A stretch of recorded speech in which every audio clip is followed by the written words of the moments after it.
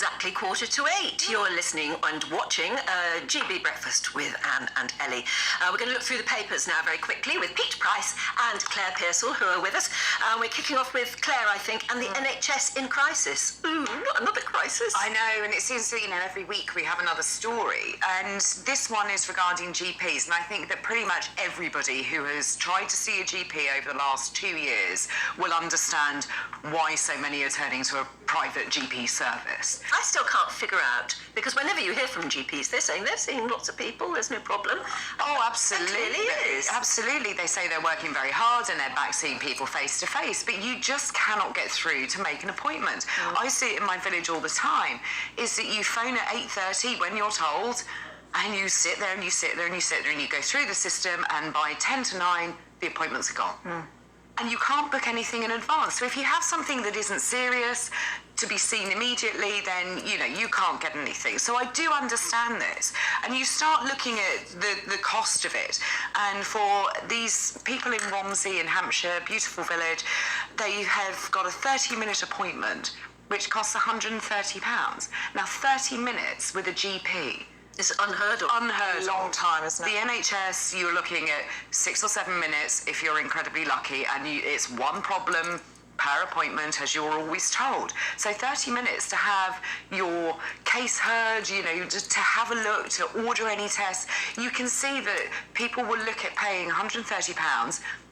And I appreciate we are in a cost of living crisis, but if it is something that you've been putting off for 2 years, and for your health, absolutely, the cost is not relevant. It's interesting what you say. First of all, I've got to say, my GPs, it's a big practice, but there's no problems at all. No, there's no problems with mine. It's a bit of a postcode lottery. But what's interesting about the going private, I've got private health insurance because I'm a single person and self-employed, so I need it because I need to work to make a living. The point I want to make is it shows you how expensive the NHS, how much it costs to keep the NHS by looking at the prices of private medicine.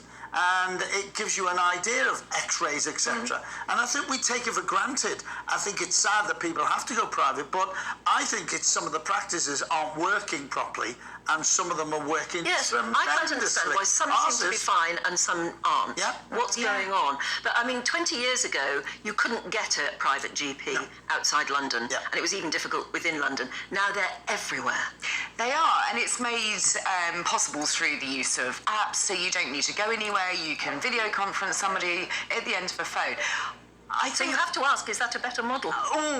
That's my point as well. I think it's a really good model. Looking at the way that we are all living, looking at how busy everybody's lives are, if you can do a video call for 10 minutes, for example, to talk through some symptoms that you may have and get an answer in your working day or at a weekend, then surely that's got to be the way forward. With the waiting rooms and everything, it's all time consuming. Absolutely. People there, so I think it's good. I've had a couple of calls on Zoom, and I've liked that, and on the phone, and it's been great. Maybe we do need to modernise our approach, because at the moment, especially in some postcodes, it's not fit for purpose. I mean, my GP, it takes a couple of hours to get through. I think we're one of the very few countries in the world that has this primary care level, where we have general practitioners that we feel we have a right to go and see. Other countries don't do that.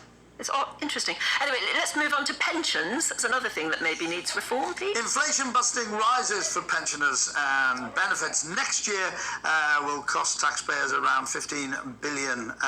Do you know what makes me laugh about this is it's like we're doing the pensioners a favour. Forget that. The pensioners haven't done this country a favour. They deserve some help, but it says that the benefit pensions will go up in line with inflation. But I wouldn't hold your breath, because they'll find a way of changing it before next year when you actually get the benefits. I think the most important thing is, with pensioners, they're very proud people. They won't go to food banks. They won't ask for help. They suffer because they're a different generation. I'm in that generation. I get a state pension now, and after tax, because I'm working, I think I get 3 and 6 in old money. It's nothing, absolutely nothing. But the pensioners who watch this programme time and again get in touch and say, we know how to cope in times like this. They do indeed. We understood. We saved. We started saving years ago. I mean, they are absolutely adamant about it. My mother taught me, do without and pay for it. We didn't have credit cards. And, you know, I'm not pontificating. I'm just saying you should listen to pensioners and hear what they've got to say and how it's nothing wrong with sitting with a blanket round your legs. No. I've got a few bob and I sit with a blanket round my legs. It's my mother's favourite blanket. Oh, I know. Isn't that nice? Claire, this astonishing story, which I only saw the headline and haven't read the story, about a man who is suing Sainsbury's because they removed his support cat. I just love this story, and this is a little black cat called Chloe, who is a rescue cat, who is looked after by a gentleman called Ian, who needs the cat for emotional support. He gets sensory overload in shops, and he needs something to calm him down. And the cat sits up on his shoulder and goes in the supermarkets. There are some supermarkets that have accepted this and said, do you know what? It's on your shoulder. Go ahead. Does it have an official badge saying I am a support cat? because apparently you have to do that to be officially recognised by an airline. You do. Like that. I think she wears a fluorescent collar and a lead, which suggests that she is an assistance animal. But there is no real sort of law surrounding it. And I think this is where we've run into a problem with Sainsbury's supermarkets, who have decided that this is not a guide dog or a hearing dog, so therefore it can't be allowed in. This gentleman is now suing Sainsbury's, and it looks like the solicitor wants compensation of up to £20,000 under the Equality Act.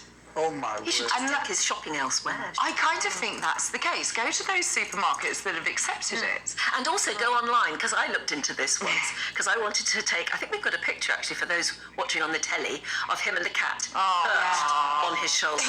And that's literally what we're seeing if you're listening on the radio. The cat, lovely black cat, is perched on his shoulder, and both look very happy. But apparently you can go online. There's you start with like the PDSA or somewhere like that, who will advise you how to get your animal recognised as a support animal. They won't do it for just anyone, and they won't do it on a whim, but there is a way of doing it, and then you get a little harness for the animal that says, I am a recognised support animal. There's a video online of a man taking his peacock on a plane in America, which is his support creature. Wow. I mean, but you mentioned about that, but there's a serious side as well. Do you know that guide dogs are still not accepted in some places? People still have got a thing about guide dogs, and they're the most precious creature on this earth to some people. So but I loved the cat. You got the story before me. I do, and I've got two cats, and I have to admit that neither of mine would be in any way supportive of that. No, those cats I know are completely dismissive. Oh, absolutely, yeah, they wouldn't have anything to do with it. So I think that this cat is beautiful, and we should all... recognition by some official body. Absolutely should, definitely. I bought my mother a Persian cat when she was alive, and it hated me. I said, do you know how much you cost me? Hated. Some cats are very disdainful. Very. What about Paris turning red for the match? Yes, it's everywhere. I've kept quiet. I should be in Paris. You should. But I couldn't. I couldn't get a ticket, and I couldn't turn down GBNEWS. I love coming here, but there's hundreds. There's no one left in Liverpool. They're all over there. It's chaos. I think about 400,000 are there, and I think about 12 have got tickets. But they go for the atmosphere. But they'll put it up on a big screen somewhere. No, they've gone on the screen, but it's not the same. But they've gone over. It's chaos through the tunnels. It's chaos on the ferries. It's chaos on flights. We've got the parade on Sunday coming back, which is exciting because they've had a great season.